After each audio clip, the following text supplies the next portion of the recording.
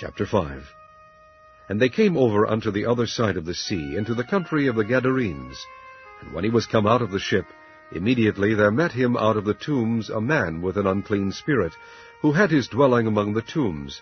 And no man could bind him, no, not with chains, because that he had been often bound with fetters and chains, and the chains had been plucked asunder by him, and the fetters broken in pieces, neither could any man tame him. And always night and day he was in the mountains and in the tombs, crying and cutting himself with stones. But when he saw Jesus afar off, he ran and worshipped him, and cried with a loud voice, and said, What have I to do with thee, Jesus, thou Son of the Most High God? I adjure thee by God that thou torment me not. For he said unto him, Come out of the man, thou unclean spirit.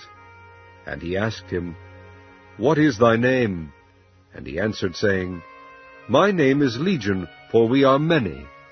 And he besought him much that he would not send them away out of the country. Now there was there nigh unto the mountains a great herd of swine feeding. And all the devils besought him, saying, Send us into the swine, that we may enter into them. And forthwith Jesus gave them leave. And the unclean spirits went out and entered into the swine, and the herd ran violently down a steep place into the sea. They were about 2,000, and were choked in the sea. And they that fed the swine fled, and told it in the city and in the country. And they went out to see what it was that was done. And they came to Jesus, and see him that was possessed with the devil, and had the legion, sitting, and clothed, and in his right mind. And they were afraid. And they that saw it told them how it befell to him that was possessed with the devil, and also concerning the swine. And they began to pray him to depart out of their coasts. And when he was come into the ship, he that had been possessed with the devil prayed him that he might be with him. Howbeit Jesus suffered him not, but saith unto him, Go home to thy friends, and tell them how great things the Lord hath done for thee, and hath had compassion on thee. And he departed, and began to publish in Decapolis how great things Jesus had done for him. And all men did marvel. And when Jesus was passed over again by ship unto the other side, much people gathered unto him, and he was nigh unto the sea. And behold, there cometh one of the rulers of the synagogue, Jairus by name. And when he saw him, he fell at his feet, and besought him greatly, saying, My little daughter lieth at the point of death. I pray thee, come and lay thy hands on her, that she may be healed, and she shall live. And Jesus went with him, and much people followed him, and thronged him. And a certain woman, which had an issue of blood 12 years, and had suffered many things of many physicians, and had spent all that she had, and was nothing bettered, but rather grew worse, when she had heard of Jesus, came in the press behind, and touched his garment.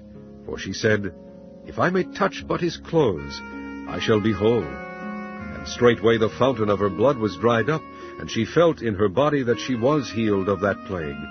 And Jesus, immediately knowing in himself that virtue had gone out of him, turned him about in the press, and said, Who touched my clothes? And his disciples said unto him, Thou seest the multitude thronging thee, and sayest thou, Who touched me? And he looked around about to see her that had done this thing. But the woman, fearing and trembling, knowing what was done in her, came and fell down before him, and told him all the truth.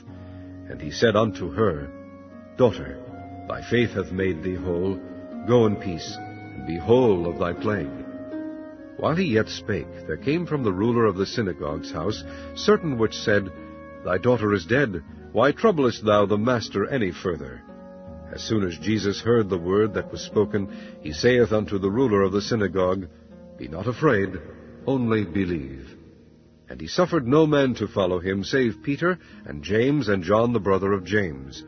And he cometh to the house of the ruler of the synagogue, and seeth the tumult, and them that wept and wailed greatly. And when he was come in, he saith unto them, Why make ye this ado, and weep? The damsel is not dead, but sleepeth. And they laughed him to scorn. But when he had put them all out, he taketh the father and the mother of the damsel, and them that were with him, and entereth in where the damsel was lying.